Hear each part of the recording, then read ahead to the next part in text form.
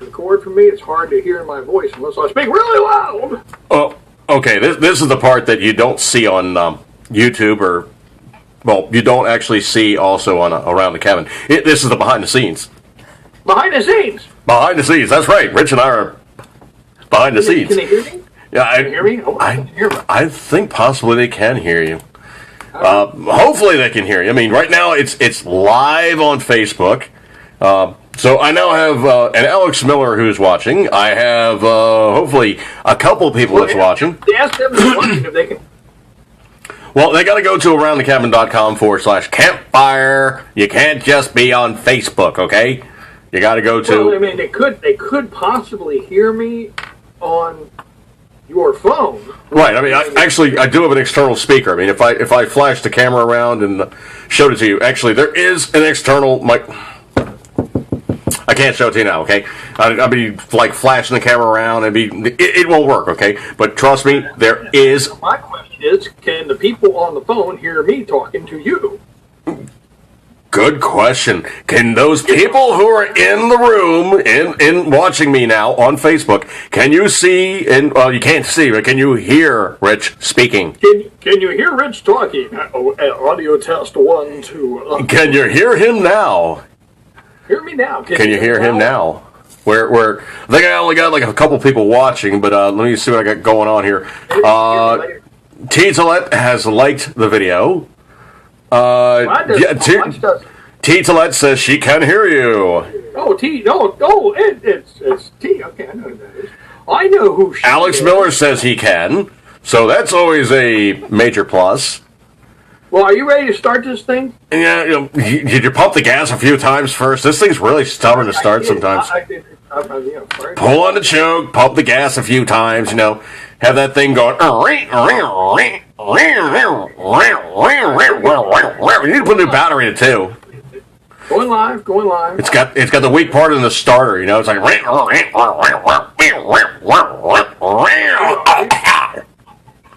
Sounds like you're stepping on a cat, dude. No, hey, this is Rich with AroundTheCabin.com, and we are live. And while I'm streaming to you guys here, and you're seeing me, and then in a moment you're going to see Dude. Dude is also streaming live on Facebook through his phone, and I didn't hook the phone up this time around to do this show because you can never really censor Dude.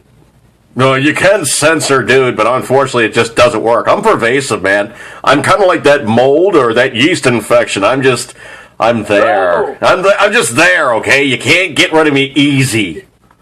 I'm just there. I'm like Jock Itch. I gotta get you where it counts. Alex Miller says he can hear us both, and I actually do have an external microphone on my phone. That's exclusive content that you don't get on Facebook. Actually, did get on Facebook. You don't get it on YouTube, okay?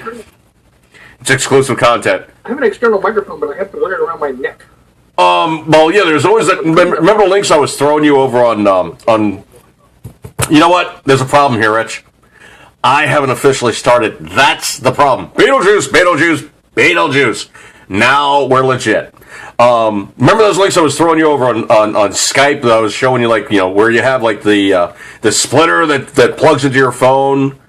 Because what it is on your phone, if you look at that plug, there's actually like 4 little rings, 4 little silver spots with black lines in between. And literally what it is, it's ground, microphone, and then earbud for the left side and for the right side. And the major thing is that your smartphone does not record stereo with the microphone. It is a one input for the microphone, meaning it sounds okay, but it's not true dedicated stereo like you would have with a dedicated video camera with actual stereo microphones on board. That said, if you run an external plug, you have to have a plug that then splits off the headphone side and splits off the microphone side, which I got. It's just this one little Y plug, and it has one green plug, one red plug, and literally the red plug is obviously the microphone. The green plug obviously would be the headphones. So, you mean I got to use the splitter? You need a splitter. You gotta get a splitter. Or you get yourself one of those dedicated microphones that's intended for a smartphone to be used externally to give you something that is external as opposed to internal. Yeah. It'd be all. I got a splitter. I just have to put the splitter on, and then I can plug the other microphone into the splitter. If you have a microphone that is a true dedicated microphone that fits in a headphone jack, the 1/8 plug, yes. Now, the thing is, the microphone I'm actually running in this, I'm actually cheating like crazy because the microphone I'm actually running is actually a stereo microphone. So it's only using one side of the microphone. But if I was to run like a true audiophile type of aspect, I would literally be able to split that. Unfortunately, smartphones aren't that good. They are just, but only so good as that they work, and they pretty much had the, they just work good enough, okay? I mean, a phone doesn't need to be stereo, because they figure most times you're doing informal video recording, you don't need stereo. So, give it a few years down the road, then it'll be the 5-segmented plug, or it'll just be a Bluetooth microphone that feeds into your phone, because you're going to have all the Apple phone type of things where they have no more of the 1/8 headphone jack any longer. They want you to simply use the one micro USB or FireWire thing or whatever they have coming down the pipe, because they're trying to be so smart, too cool for school, that they don't figure that you need a headphone jack. That is stupid. But it's just the way they're doing stuff. So, case in point, let me look over here real quick on my feed. I bounced this off you earlier, Rich, but had you heard that George W. Bush, not George Herbert Walker Bush, so number 43, not number 41, is actually going to attend the Trump inaugural? I heard that. Well, the thing about it was like really political. Mrs. Dude was making a comment about it earlier. She said, you know what? It probably is just really political. He was going to be there anyway, but, it's just like all the politics were flying around, and everybody was just going back and forth about what they were going to do, and who was this, that, and the other thing, and who shot John, and all the rest of this happy horse stuff. So probably he was going to attend anyway. But it was just the shuck and jive about, how they have to play it on the American public about, I'm never, ever going to attend it, blah, blah, blah. But the way I thought was really kind of disingenuous is the way they said it was as this. And I thought it was really disingenuous the way that that Bush basically expressed it. He expressed it as this, that he was going to attend, quote, to witness the peaceful transfer of power, end quote. Really?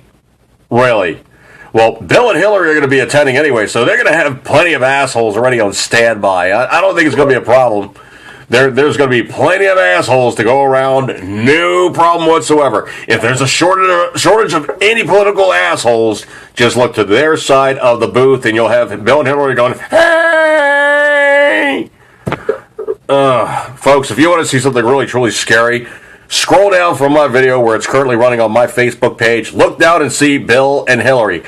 She's doing the thing where her eyeballs are all googly-eyed and she's looking completely conjittered, and Bill is looking, Bill is looking like the crypt keeper, okay? And both of them are in sunlight. Never, ever photograph the Clintons as they currently look in direct sunlight. Ugh. Oh, ick. Bad news. Oh, too cool. Tony Migliaccio has checked in. This is my the realtor that actually sold me my house. How you doing, Tony? Appreciate you coming on by, man. So this is on my Facebook side. These are people that are basically like my friends on Facebook, and they're checking me out, which is, it's pretty cool. Thanks, brother. I appreciate you coming on by, and thanks again for the awesome house. You did a hell of a job. Splitter later on. Say which one? What? I'll have to look for my splitter later. Okay. I don't know what I'm putting. Oh, splitter. Okay, I thought you said spitter. I was like, what kind of critter you got growing around in there? Yeah, I got a lot of critters. You know what? I got something you don't have. I hope you got a shot for it. Pig. What the hell is that, dude? It's a pig. I see it's a pig. It looks like a pig with like a suction cup on his head. Yeah, you know what? Okay, what's he do? Oh, it's a stand for your phone. Okay, that's cool. I like that. It's a pig. You know what it kind of almost looks like, though? It kind of almost looks like he's got the cone of shame on his head. I know. Isn't that cool? It's like the pig actually had like some kind of like oral problems or something, and they put the cone of shame on to keep him from like scratching or, biting on something or, something along those lines. The pig has got the cone of shame, but it's a suction cup that sticks on your phone to keep your phone from falling over. Who says Foos says Bill and Hillary will be attending to scope out potential donors. Blood or tissue? Oh. Or are you talking about Bill going, hey, she looks good enough to take a shot of Viagra for her, and wait for 2 hours for it to take effect, and then hopefully it doesn't last for longer than 4 hours. I'll have to seek medical professionals. One of the MIBs here says it looks like since its head like that, is it a suckling pig? It's a suckling pig. Yes, it is. Okay, what's the MIBs? That's the person in the room. MIB. Oh, I see what you're saying. If somebody has a picture. Right. The MIBs. Okay, I was thinking like the Men in Black, kind of like, okay, Will Smith or one of those guys slipped in. The MIBs. Okay, yeah, yes, Mr. MIB. It is a suckling pig. Bill and Hillary is sucking out potential donors. Yeah. I mean, there's so much stuff coming out now. The one thing I really, truly only kind of miss, really, I'm doing this show tonight, but I'm kind of really missing out on something I really, really wanted to see, but I know it's going to be everywhere in about the next day or so. But of all things, Sean Hannity got into the Ecuadorian embassy and actually has done an interview, a 90-minute interview with Julian Assange of WikiLeaks. So that should be a very, very interesting interview. And they've had a couple of snippets that they played. I was listening to his radio show earlier, and it's very, very interesting what this guy has to say. And it's like, well, do you think that Obama was blah, blah, blah, blah, blah? And he's like, well, no, Obama's talking like a standard lawyer, and he's putting the inference in there, and he's giving the intention of stating it in a certain way, but he's not actually saying that the Russians were involved in any kind of hacking. But he's putting it out there that they possibly, maybe, potentially, hypothetically, if you think about it in the Bizarro universe, it is a potentially almost not unbelievable thing to contemplate. Hopefully that was vague enough to really describe it to some form of lawyerese that means something to a lawyer, so it's not completely like, yep, who shot this, then not, I saw him do it. I commend it to you. It was the one-armed man. It was the one-armed man. Oh, man, Andreas Katsoulis strikes again. Dagnabbit. It was the one-armed man. Man. But yeah, I mean, that was the other thing, too, about this Assange thing that seems really kind of cool is, he's stuck in basically a closet in the Ecuadorian thing. The Swedes or the Swiss or somebody wants to stick him for a rape charge so he can't get out of the Ecuadorian embassy. And it seems way, way, way too convenient for this guy to be in this kind of trouble who has literally the goods on all of these guys. And the thing I thought was really kind of cool was, of all things, Hannity was going on about, everybody goes on about, WikiLeaks this, WikiLeaks that. Nobody has ever challenged the veracity or the authenticity of any of the information that WikiLeaks has dispensed via the internet at all. I mean, literally, they've said, the information might be true, but the sourcing sucks. I mean, these guys, they can't put out a story to save their butts, even though it might be true. We think it's absolute crap the way that they've dispensed their information, and it might be true, it might make us look bad, but no, it's absolute crap the way that they've dispensed it on a so-and-so day as opposed to another day in the week. Absolutely just below the belt, which I think is hilarious, because now what you're doing there is you're trying to say that the information in the messenger is good, but you don't like the messenger because he was wearing a blue pair of pants on a black pants day. What? What? I mean, not a lot of sense, man. But the thing about it is also Assange has been pretty much an information broker, and if anything truly has done something absolutely amazing over the course of this election season, he is the guy who took down the absolute gonna be elected, can't stop her at all, Democrat of choice, Hillary Clinton. If anybody, and I do mean anybody, who's responsible for taking Hillary out of her chances of getting into the White House, it is most definitely Julian Assange and WikiLeaks. So, case in point, he pretty much went in there, he made things happen, he shared the information, and here's the other thing that, truthfully, the Democrats are absolutely losing their cookies over. The whole thing took place over the internet. They could not control the internet, they couldn't stop the news sourcing, and most importantly, they couldn't control the dam once it started showing cracks and all this information spilled over the top. Hoodoo. It was out there. It was out there big time. So, case in point, this guy did a heck of a job simply telling the truth and doing the job that the news guys used to do. Oh, we have very, very exclusive content on Facebook. I might do that a few times just for the fun of it. I don't know. But by and large, Assange has pretty much put out information that nobody else, truthfully, would put out there. By and large, from my own way of seeing things... Are you going to the inauguration? I'd say which one? Are you going to the inauguration? Okay, there's two things I don't do in the dude's sphere of influence. I do not ever go to Times Square for New Year's and watch the ball drop. I don't do it. Me and 2 or 3 million of my closest friends, no, I do not do that, okay?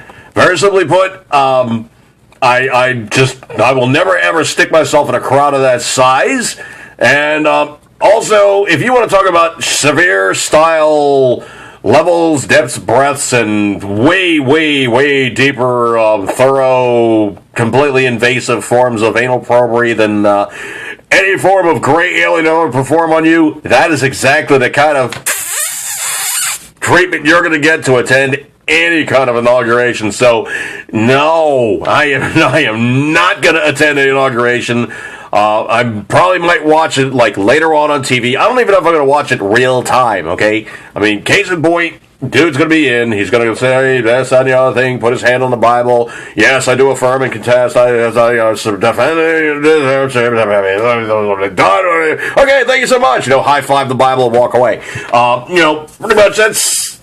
We've seen it before, okay? I mean, the biggest thing now is, of course, it's going to be Donald Trump taking that job position that probably, if you think about somebody in his sphere of influence, how much more can he possibly do in the civilian side of things?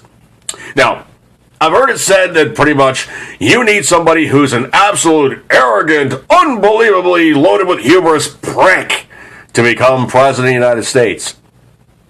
I don't think that's exactly the case, but you need somebody with a raging effing ego to say, yeah, I'll be that guy who will sit in the White House for the next 4 to 8 years, and I'll take it on the chin. You need to have yourself a set of balls. I'm talking balls. Balls like this you gotta have, okay? Balls. Balls. You would need to have yourself a set of balls. Because if nothing else, you can see these guys after 4 years of time in office, 8 years of time in office, and literally it is the most stressful, hard, physically just assertively hard on you job ever to put upon another human being is in the White House sitting as the United States president. And you gotta play a lot of golf. You don't make a lot of money either. Yeah, you gotta play a lot of golf. Okay. If you're Barack Obama, you got to play a lot of golf. Trump is a huge golf guy, and he actually plays really, really well. As a matter of fact, I actually hear he keeps a very, very small handicap, if not plays at par. He's actually very good at what he does. So there's a reason why he's gotten all these golf courses. He loves the game, okay? It's not like he just goes, yeah, that'd be a good investment to put together a golf course and put it in the middle of, blah, blah, blah, Scotland, or over here in Europe, or over here in France, or over here someplace else. He truly is passionate about the game of golf. That said, I tend to think that he's not going to be playing a lot of golf when he's in the White House. Trump really doesn't do a lot of vacation time, even as his own boss. He's his own worst boss because he just doesn't take any time off. You have a question in the chat room for you. Let's see. DJ Javis in the chat room on aroundthecabin.com/campfire asks us, is this the same Assange the Republicans, along with Hannity, were ready to hang a few years back? Yes, it is. And the reason being is because he put the information out there. The blue blood establishment types in the RNC did not like the fact that he was handing out information about everybody. That's right, it's the same Assange. So now he's seen as the patron saint of the person that basically stuck Hillary. I see him as the patron saint of the guy that just goes, you know what? I got information. I'm going to put it out there. You guys figure it out. These guys are a piece of crap for doing X. So I tend to think that if anything, Assange is more libertarian with his information than anything, because he goes, you know what? I'm going to do the hard work that the news guys used to do. They would go out and they would find the news story and they would report on the news story versus the way that they see doing news nowadays. I've heard that they've done interviews with these new brains full of mush coming out of these, colleges saying, oh, I'm going to be a news guy. I'm going to teach everybody the whole thing in the world. No, that's not the way they do things nowadays. The news guys come out of the college and they go, I want to change the world. No, dude, that's not your job description. Your job description is you take the news story, you look at the news story, you clean it up, you make it fit within X amount of sentences, you hand it off to your editor goes, yeah, okay, this runs on page blah, blah, blah. That is your job. Your job is to catch the news, relate the news, and hand off the news. It is not to go, I'm going to change the world by putting a slant, my own version of things, or kirk it out and tweak it up and make it my own form of, dog didn't bite man, man bit dog. Both of them were, so oppressed by the U.S. government. Oh, because the dog happened to be white, the black guy was bit by a white dog, it was racist. All that kind of happy horse crap. What was that? I got a question for you. Well, that's the way, okay, go. Well, you were talking about, you brought up religion, and you taught up race, and you brought up this, that, and the other now with all these different things in the news and that. So my question was, I went out and ate dinner with my wife tonight. We went and had Red Lobster. If the Pope has, mackerel for dinner, okay, does it become holy mackerel? I don't know. I don't know. I do know that Mrs. Dude was telling me correctly the way that dates work. I was looking at the tree going, oh man, we got to start taking down the ornaments. She's like, no, you can't. I was like, what? She's like, no, you can't. It's like, what do you mean, no, I can't? No, you can't. It's like, oh, why can't I take down the ornaments? She's like, it's not the 6th yet. And I was like, what does the 6th day of January have to do with that? She goes, the Epiphany. And I was like, wait. Oh, that's right. I'm married to a Catholic. Okay. Okay, cool, whatever. And it's like, she's like, my family, we never took it down before this thing. I was like, okay, the date that corresponds with the Catholics, 12 days of Christmas, song, something. All right, there, whatever. It's safer just to leave them up until the 6th. Yeesh. Yes, but the 12 days of Christmas actually don't come from Catholicism. No, they don't. And neither does December 25th. That's the pagan holiday. Jesus was actually born in the summer. 12 days of Christmas is pagan. Well, Jesus was actually born in the summertime. He was not born in the winter. And of all things, December 25th, no, Santa Claus is more of a Norwegian, Scandinavian thing than it is a Christian thing. But that's all cool. I mean, if everybody wants to basically kind of tweak things and turn them around and make it kind of work for, whatever day it is, that's cool. As long as you're paying your homage on the day of, that's the most important thing. I mean, I tend to be a very fast and loose kind of Christian in the way of, doing things because I'm just not that good a Christian. I'll be perfectly honest with you guys. I'm a Christian, but I'm not a good Christian. I've never been a good Christian. I've never been. You were Jewish. Well, I am, but the thing about it is, it goes on the forebears on the mom's side. If mom is Jewish, you're Jewish. I'm more of a Jew for Jesus. I'm Judeo-Christian. Jew for Jesus. There we go. Jesus was a Jew. You can ask anybody. Jesus was a Jew. Yes, he was Sephardic. He wasn't a blue-eyed blonde guy, okay? He probably was a hook-nosed, probably a little scruffy guy, kind of like the rest of those hook-nosed little scruffy guys all running around that area because they're all Sephardic. It's just, they're speaking Hebrew, they're speaking Amharic, and they're speaking Arabic. They're speaking like one of the other tongues from up north. I mean, it was a very homogenized area. I mean, I remember seeing this thing once. They said like all the various things about Jesus. Jesus never was further than 200 miles from his birthplace. He didn't really get that much around. Okay, You can look it up. Oh, he had a heck of a band with a great horn section. He did, man. When that chauffeur cranked up, dude, you want to talk about the crowd moving? Woo! Yeah. When the chauffeur blew, man, the crowd was on its feet. That's right. JC and the boys is in town. JC and the boys are in town.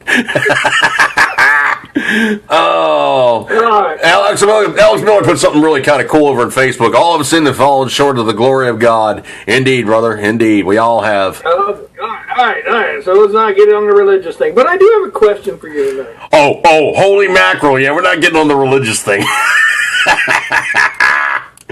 Oh, okay. What do you got, brother? Everybody in the chat room and you and everybody else. I got to shoot this down the pike here and see what goes on. I have seen a lot of posts on Facebook, and I may break out a show on this later on, but I want to touch on it because, dude, you're a gun guy. Yes. Yes, I admit it. I own guns. Yes, I do. I also make them, too. All these guys talking about home defense. Oh yeah. This was pre-show discussion, folks. We were kind of having a good discussion about this one. Give me 2 seconds, though. I got to kick my fan on. I'm getting a little warm. Okay. All right. So let me set you guys up with this. Okay. So basically, I see on Facebook, and I saw this on a couple of different people talking, and they're talking about different things. Like I saw one post had fish hooks at eye level for home defense, out in the trees and whatnot. And I'm going, oh boy. And they talk about this, but let me give you a scenario that I see a lot of guys talking about, a lot of people. You've got you, your wife, and your 2.5 kids. Don't ask, it happens.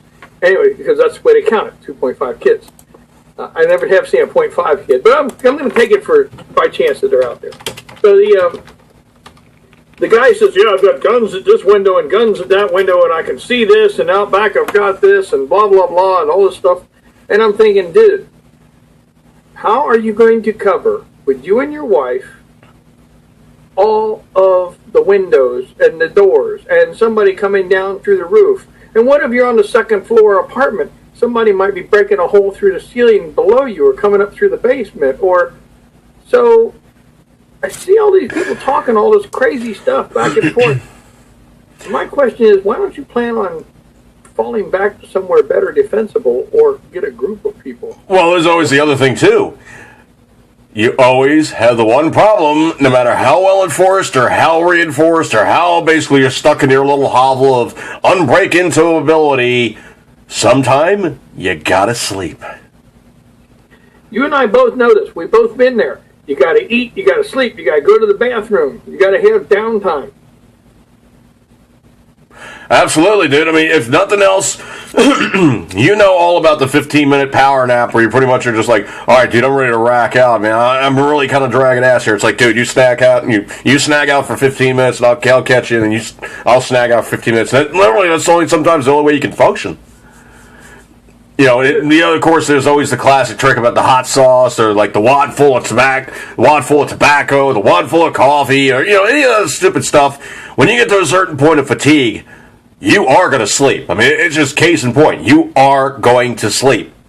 Your body will shut down. You will shut down. I mean, I know my ragged edge, and I know how far I can push. And I literally have had a time before where I was always on the ragged edge, and I knew for a fact I was tired as all hell. Get ready to roll out, get ready to head home. The salesman had just closed the deal. I love this. That was when I was working for my cousin. The sales guy had just closed the deal, and he wanted delivery on a Corvette.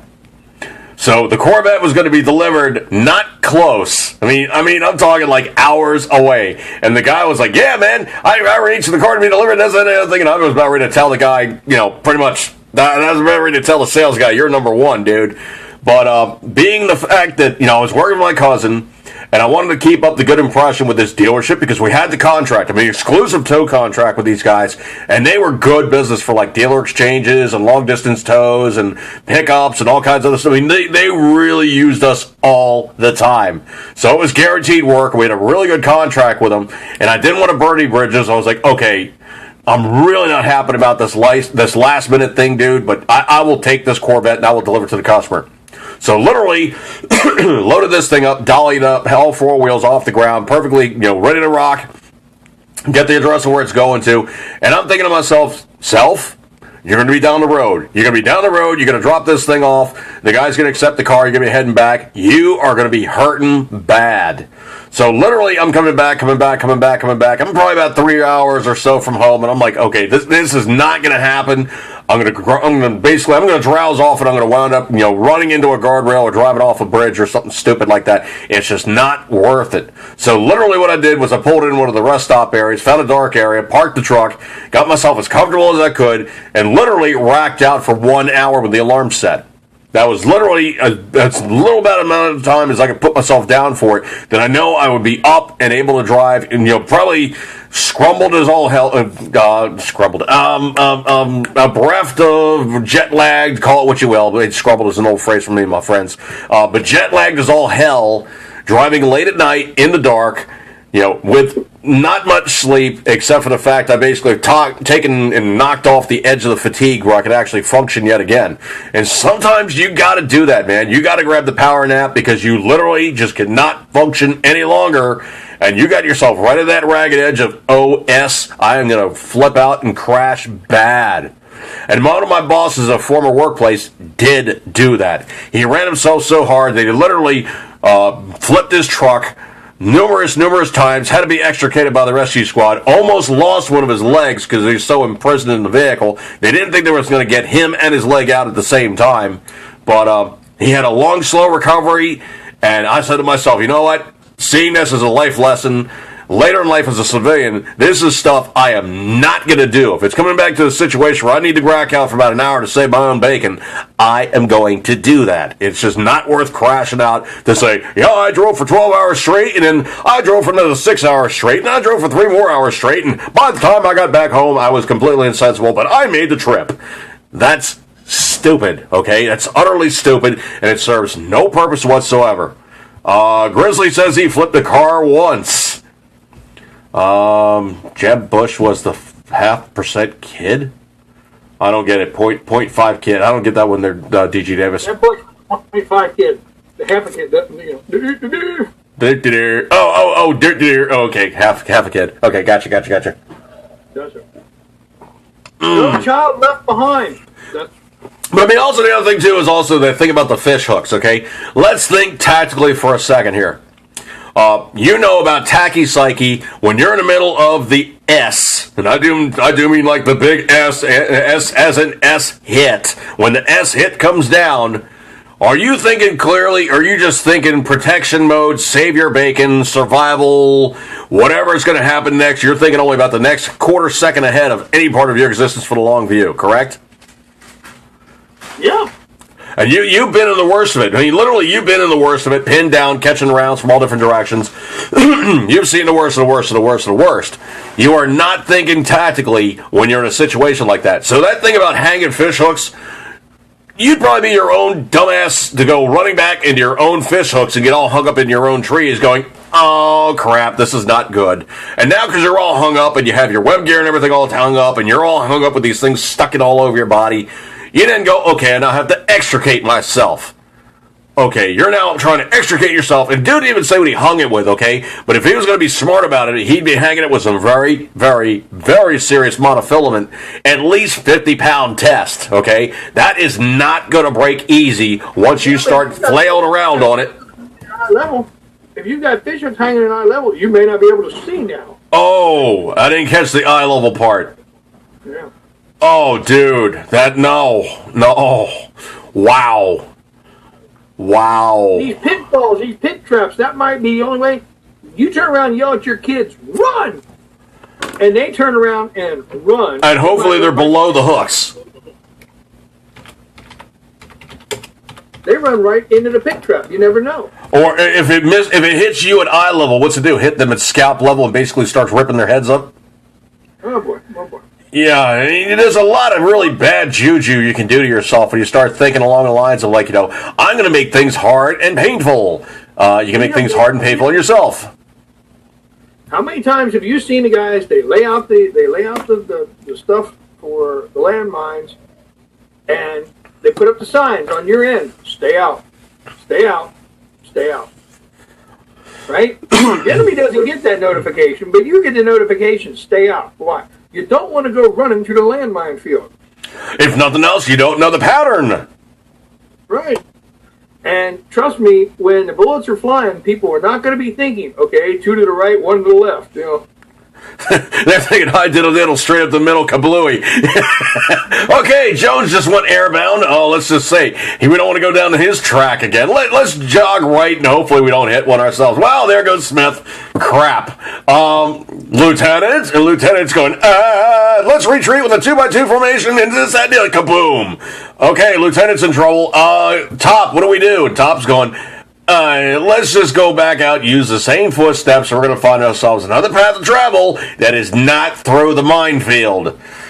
The butter bar lieutenant is also a really, really bad case of how do you get dead in combat fast is always the butter bar.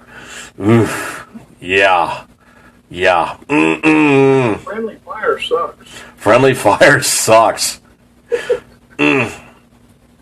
Yeah, you can ask, what was that, Tim Tillman or whatever that guy's name was?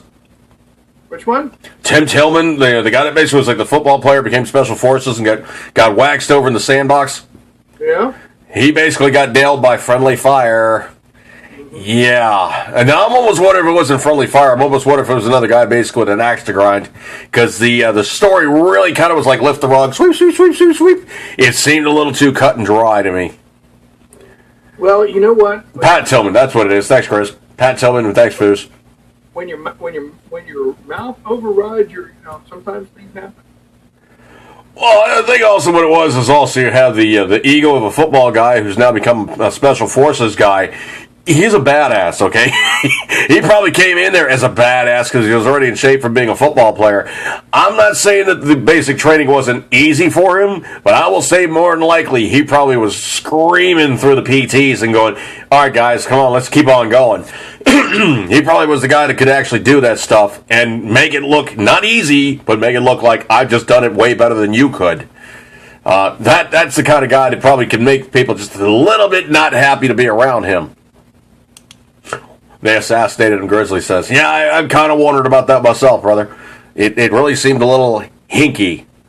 Scott Gregg, appreciate it, man. Appreciate you coming on by. Get her done. Appreciate that, man. Kind of going back and forth here, kind of doing I've been ignoring the Facebook thing, kind of doing more of the camera in front of me kind of thing. Not trying to ignore you guys. Trying not to ignore you guys, but it's kind of a reflection here where you're looking at one and you're looking at the other, and you're looking at one, and looking at the other. It's kind of like you look at it and there's like that delay thing, and I'm sure you guys are now going to Facebook room and going, stop it, dude, stop it, you're making me look crazy here. But yeah, it's kind of the way it is.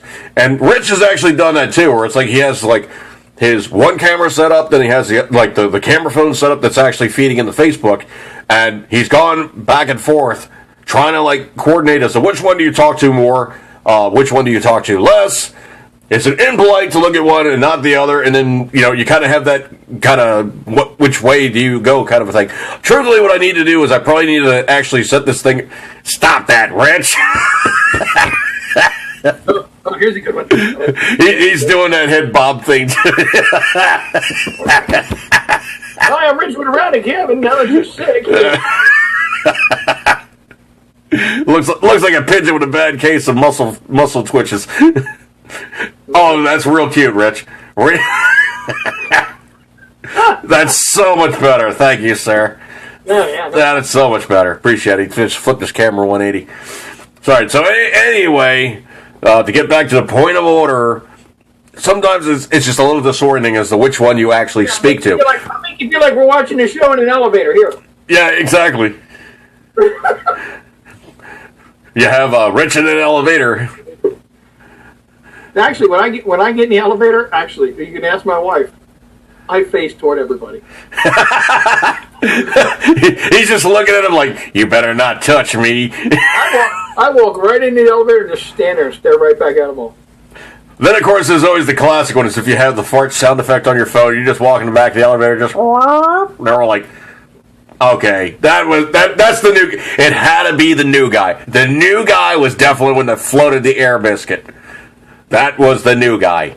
And then they're kind of looking at you, and you're like, what? I didn't do anything. It was, then you point to the most obvious person in the the elevator, and they're like looking at you going, oh, seriously, man? Seriously. I've been riding on this thing until you just got in, and all of a sudden I said, hey, this is a perfect opportunity to float an air biscuit because this guy just came in and he's my mark. Yeah, right. The fart game in the elevator is just fun. I mean, truthfully, I think the best execution I've ever seen ever in a movie was definitely Liar, Liar, where you see, Jim Carrey basically like turn around and go, it was me! And everyone's like, oh, dude, nasty! That was probably the best scene in that whole movie. It just had me in stitches. Oh, yeah. Let's see. Looking around. I got people asking me about various things on Facebook. No, I'm not doing that just yet. I said no to him earlier. And you need to watch booby trap stuff and the other things that they think about, because you know what? In a moment of crisis, people are not going to be thinking clearly. Oh, never, when dude. When it actually hits, things are not going to go well. You can be out there running for that football with your friends and forget you've hung the fish hooks in the tree. You know what I'm saying? Absolutely. And the liability of the mailman cutting through the yard and falling into the punji pit is not going to be very good. Well, I mean, if nothing else, you've ever heard of something called a set gun? Yeah. Literally, what this was, it was the classic old style of burglar trap. And literally, it was the old style of burglar alarm. So, I mean, literally what it was a short section of shotgun barrel with a shotgun shell pointed at the window with a string attached to the window. And when dude went, opened up the window just enough, friggin' blew his head off. Well, you're supposed to set it up with a blank cartridge to scare the crap out of them. Supposed to. Now, some people have actually set the thing up using live ammo. So, literally, dude goes, oh, an open opportunity. Literally, weak, opens the window, friggin' bluey, and, well, end of that story for that dude. But the guy that set the trap, he is hung out to dry with premeditated murder, manslaughter, or, all kinds of liability issues, because now there's like, dude, that was not only uncool, but it was severely most uncool that you literally just tried to kill somebody for just breaking into your house and trying to take your crap. Now, in a perfect world, people don't break into your house and take your crap. In an imperfect world, they do, but you don't blow their heads off for trying to do it. You simply just make them stop. So literally, there's all kinds of regulations now, pretty much universally, that the idea of a set gun is illegal. It's not legal to put bear traps on the floor inside the window either. That's not legal. No? Oh, dude, come on! It's so much fun. No, foos made me take down. Now, see, every time somebody knocked on the door, I had to yell, "Wait a minute! While I disconnect the claymore." That is cool. But that will make the police take 2 steps back really quick. I will tell you that because I've seen it happen. Yeah. Wait a minute while I disconnect the claymore. So what? And they're probably out the door, man. They are probably out the effing door. Right. That's like, says when he gets into and I can attest to this, when he gets into the, I forgot about this. When he actually gets into the elevator, he acts like he has Tourette's.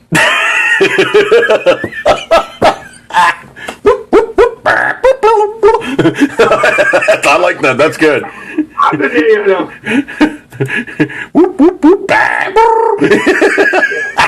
gotta do that sometime. That's just funny. So then I said to her, they break into your place, Grizzly says, no, Grizzly, what you need to do is what I do. Nobody wants to fight the big, naked, fat man with a tomahawk. Well, that's like cops really... 217 pounds, so I'm not really that fat. Yeah. Tomahawk completely naked is scary enough. That's like cops really hate wrestling naked guys. Not only because you got to grab the naked guy, but because naked people are slippery. Hey, he's got a handle. No, I'm not grabbing it. He's got a handle. Oh, you can grab the handle, man. I'm not doing that. That is no. That is a no. I'll tell you one of the funniest episode of Cops I think I remember seeing years and years ago was a black guy going nuts in the barber shop, and like all these cops were trying to wrestle him, and this guy was like big, he was kirked out, and he was sweaty, so they were just like trying to grab a hold of dude. It was like literally like trying to grab the greased pig. They absolutely trashed this barber shop, and dude was wrestling with like literally 10 cops. It was absolutely like comedic glory. It was like absolutely the funniest episodes I think I've ever seen on that show. Back in the classic episodes. With a taser, and it doesn't do anything. Oh, the really nasty one is you get somebody so jacked up on something, you shoot the guy, he's got the probes perfectly embedded, and they're holding that trigger down, and he's just going, nope, not feeling it, doink! And he literally rips the probes out, and goes, not doing it. And he's just like holding the things. Got with a pair of pliers. Oh. No, they normally don't come out easy, but dude is so jacked up, he just went, okay, I'm not liking the fact you just poked me 2 more holes. Now I'm gonna wrestle. Well, you know, my night job, my job I do on a weekend is actually somewhat security, shall we say. I'm not going to say where, for who, or what is going on, but I do a little bit of security work. And I had an argument the other week. Actually, it was Christmas, the day before Christmas Eve. I had an argument in the store with somebody. Were they hammered? They were trying to get there, and we wouldn't sell them anything. And they got in an argument with me, and I said, "Look, you're not going to win this." And they continued to argue. I said, "It's time to go." Yeah. And they were like, "I'll kick your butt." And I looked at them and said, "No, I'll make you pee all over yourself when I hit you with 18 million volts. Doesn't matter." 18 million. It doesn't matter to me. You're gonna leak, dude. You're gonna leak. Yeah, I mean, this is coming. I pulled it out and I pointed it at him, and I said, this doesn't matter to me. I can take you out from here, so you can scream and yell all you want, but literally, you're going to get the raw end of this. Right, and you're not going to get any more booze, so you may as well just leave. I will just leave now. So yeah, it was kind of interesting. I think then they told me that I couldn't touch them after they said they kicked my ass. I thought, let's go out. I walked over toward them, and they said, "You can't touch me." I don't need to touch you. I said, in all honesty, I can touch you from here to the other end of the state if I want to. And being a Fed, I can touch you from here to the other end of the country if I'd like. I said, but I'll tell you what, I really don't want to touch you, and I really don't want to fill out paperwork. Why don't you leave before I make you pee all over yourself? So... Yeah, that's the thing. Sometimes the drunk guys really get emboldened. But I think one of the funniest encounters I think I ever personally witnessed with a drunk guy was, of all things, is when I lived down in PG County, and the cop was dealing with a really, really drunk guy, and the guy was all belligerent, like, "You're not going to blah, blah, blah, this, that, and the other thing," and the cop was just like, "Look, you need to leave." And the cop's like, You're gonna have to go. I'm not gonna deal with your stupid anymore. Get the F out of here." And the guy's like, "I'm not effing leaving," and this, that, and the other thing. So the cop basically just walked up and just literally power shoved him right in the chest. The guy went falling ass over tea kettle, landed flat on his butt, landed flat on his back, rolled back up to a sitting position, looked at the cop, and just started crying. And the cop's like, "I don't care. Take you and your baby crying ass and just get out of here. I don't want to deal with you anymore." And the guy was like, he immediately went from the toughest guy in the world to like this crybaby, picking himself up, going, "You're just being mean." I literally was just bawling, and the cop was like looking at me like, "Dude, stop! Don't encourage him." Yep. So he walked away. Finally, I just looked at the cop and I was like, "You got to be kidding me! This has got to be one of your stranger encounters." He goes, "No, just a standard night." He goes, "I deal with goofballs like that all the time. They're liquored up. They have their liquid courage, and then you basically shove them on their ass, and they start bawling like little kids." I'm like, "They do it all the time." He goes, "More times than you would believe." He goes, "They're tougher than hell until you basically show them that they're not, and then they just walk off crying like little kids." Because you just basically just like popped them in the nose and their eyes are watering. You just took the fight right out. Just took the fight right out of them. It's funny stuff. Funny stuff. Food says he should get a job working security because he hasn't done anything like that since he was a bouncer in college. Yeah, dude, you're missing out on all the fun. You're missing out on all the fun. Oh. That's right. But yeah, I mean, the drunks sometimes, man. I'll tell you what. I've had some of the strangest drunk encounters so far doing Uber, and it was not like, New Year's Day, okay? I remember one time I had like a group of 20-somethings, and the girl was like, "Who'd you vote for?" And I'm like, "Well, that's between me, God, and the voting machine." "Oh, you voted for Trump." It's like, okay, first and foremost, I'm a libertarian, okay? Both parties suck. Now, usually that's my catch line. It shuts them down. Most of the time, they're like, "Well, I'm a Democrat," and this is like, "Dude, I'm a libertarian. Both parties suck." And they go, oh. Yeah, you guys, yeah, how do we assault the libertarians? Yeah, yeah, okay. All right, well, we think that you libertarians should be more like blah, blah, blah. No, we're not feeling you guys either. They're like, oh, crap, now how do we bring them into our party? You don't, okay? So anyway, this chick is screaming in my ear, Trump sucks, Hillary's wrong, like... Okay, first and foremost, that's my good ear. I'm deaf to my left ear, okay? Could you please stop yelling in my ear? And of course, that kind of like knocked her down by about half volume, but she's still like, just like the snarl little yap dog in my ear, and I was like, oh, if you weren't driving along with me on the Baltimore Beltway right about now at about 3 a.m., I'd be tossing your butt into the puddle and going, figure out a way home, sweetheart, because you're on my effing nerves. I got her to destination, but trust me, it was not pleasant, and, every other word was the F-bomb, and it was just really one of my least favorite runs driving Uber. So obnoxious. Get off my lawn, kids. No, this younger generation.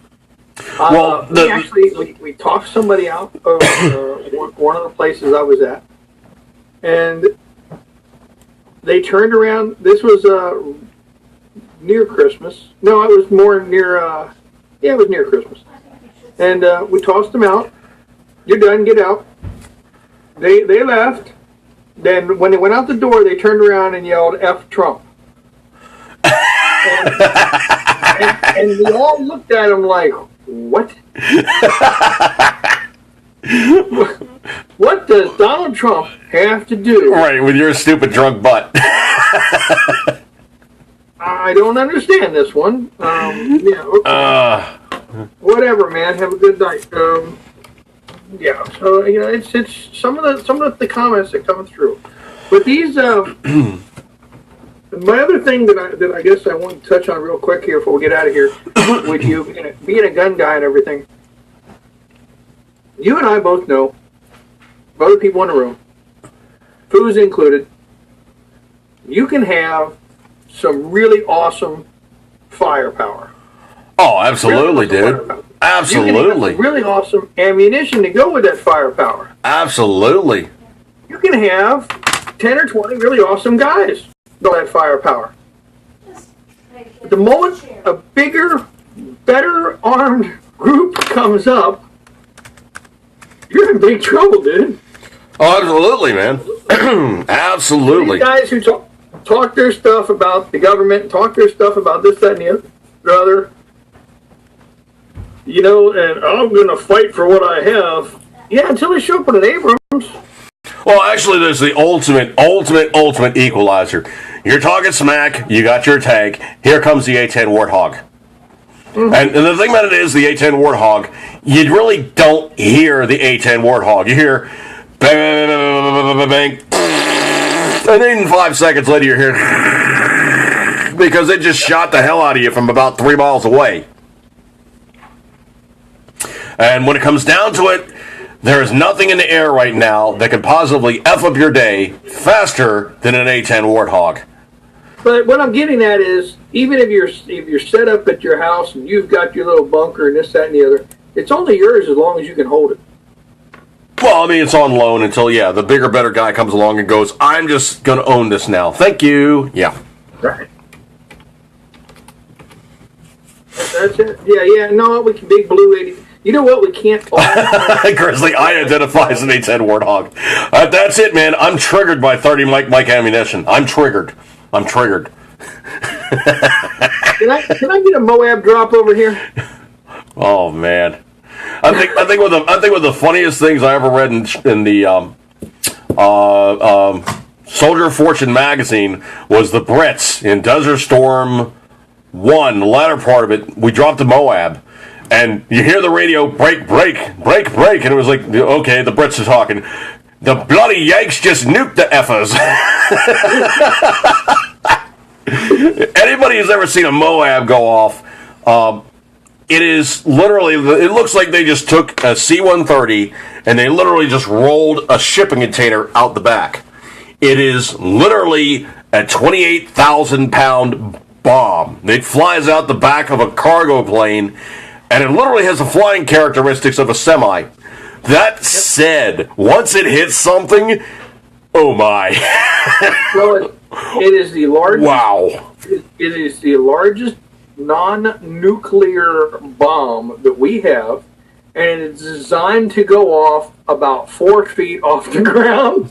And the overpressure clears the minefield, clears the mountain, clears all the caves, and makes everybody about 7 or 8 miles away go, holy crap, what just hell happened here? Because they got shaken out of their chairs.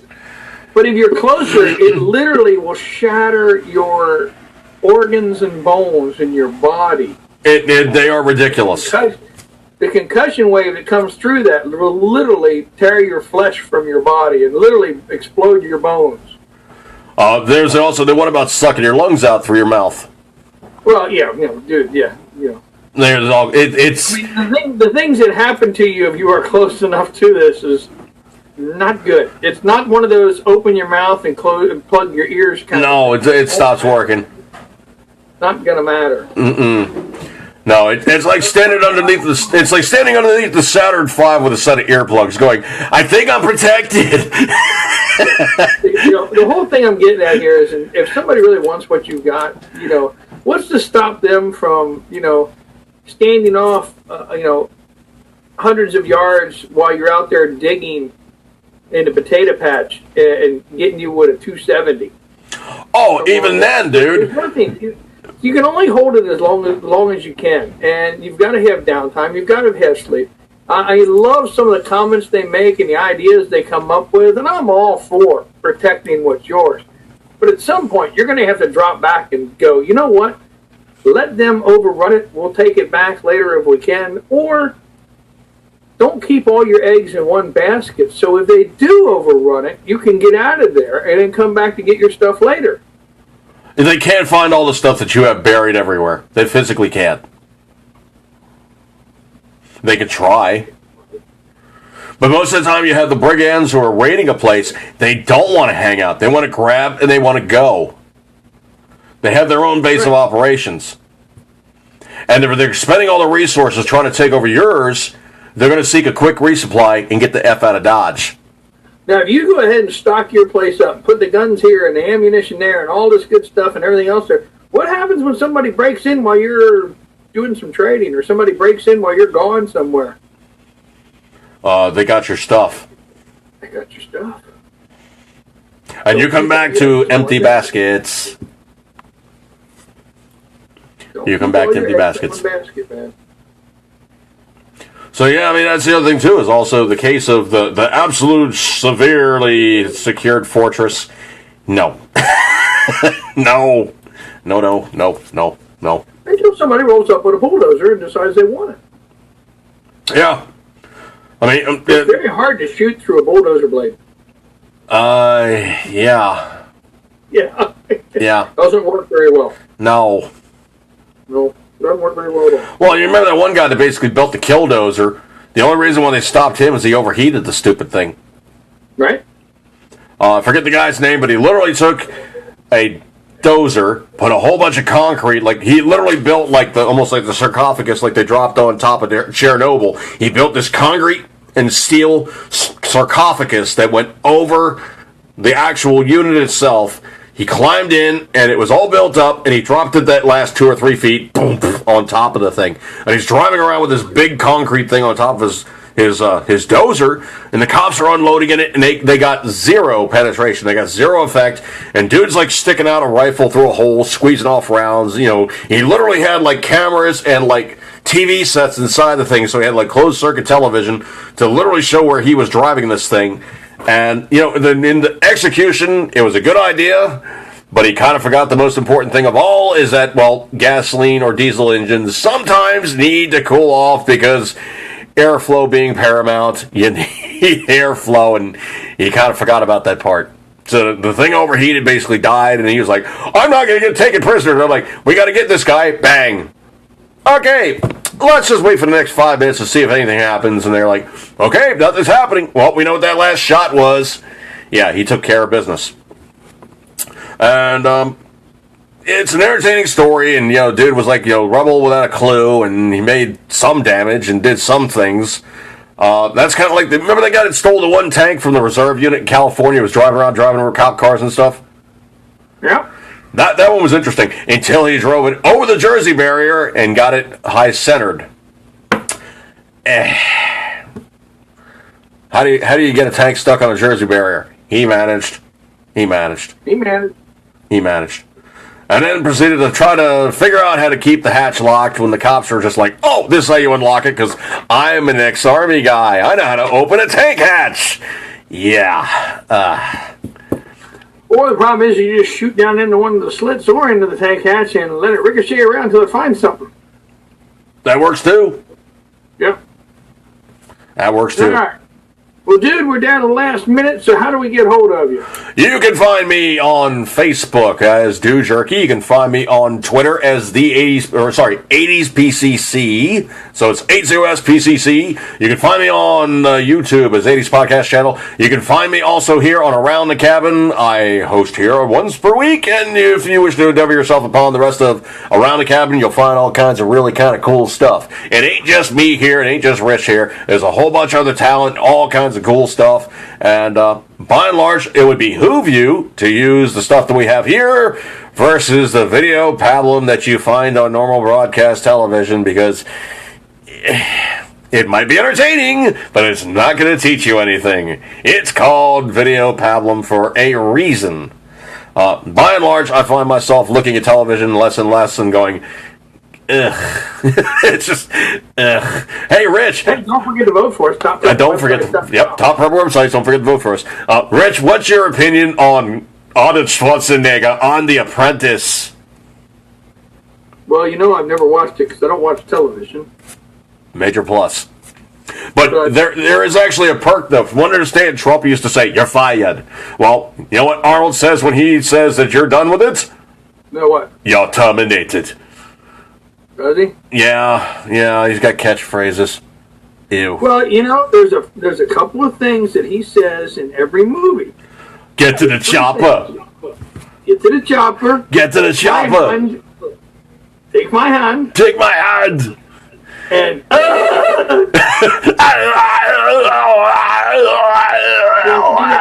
yell thing. Yeah, he does the pain yell thing. Yells, get to the chopper, and yells, take my hand. So.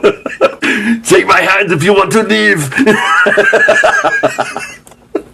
Get to the chopper. I don't know if you can say get to the chopper, on an Apprentice, but they'll find something to do with it. All right, folks, I think we're going to be done with this thing. I thank you guys so much for hanging out with us tonight, do usual goofiness, and we actually did have a show that worked. Rich, we're kind of now in quasi-standard run again because you still have stuff that's coming down the pike, so you'll let us know when things are going completely screwy. But for the moment, I'll let you guys know. But for the moment, we're back up and running and good host type activities, the rest of the stuff like that there. Do be sure to check out the calendar on Around the Cabin. You will see other host type activities, and of course, hopefully they'll also do this Facebook video thing, and we can move on from there. And going to be changing. Dude's going to be in where he normally is right now. This same bat time, same bat channel. But I've got a few of them that are changing around here, and we'll have to get with that and straighten out the calendar the next. Still waiting on some host to contact me. Oh, there's always that problem. You feed the hosts, you have the hosts, but then the hosts do something else, and you're going, why'd the host do that? And you go, I don't have the host of a chance. Right. All right, folks, I'm going to break up with this one. Blues will not let me chain people to the desk anymore. He won't? No, he says something about we got in trouble, and he's something about court and this, that, and the other. So I guess I got some dates to go to. But the chains work so well. I fed them. I watered them. I washed away their poo with a hose. I don't know what more they wanted. You didn't fling the poo at you again, did they? Do what? They didn't fling the poo at you again, did they? No. Okay. No, I have the hose. I just turned the hose on. That works. So. That works. All right, folks, I'm going to break up with this one. And thank you guys so much for hanging out with us tonight. Do definitely check us out on aroundthecabin.com. And, of course, all the good stuff like coming down the pike with the usual good stuff. And we thank you guys so much for hanging out with us. We know you got other places to go and other things to do. And we thank you guys so much for giving us your kind attentions. And I'm going to break off on this one. And I guess I'll sign off on one, sign off on the other, and do all the rest of the good stuff like that there. But I thank you guys so much for hanging out with us tonight. I know you got other choices, and well, I do appreciate your kind attention. So, as I usually say, eat good, keep tendering as always, you know, you love it. And which button do I have to push now? I don't know. I'll see you guys later.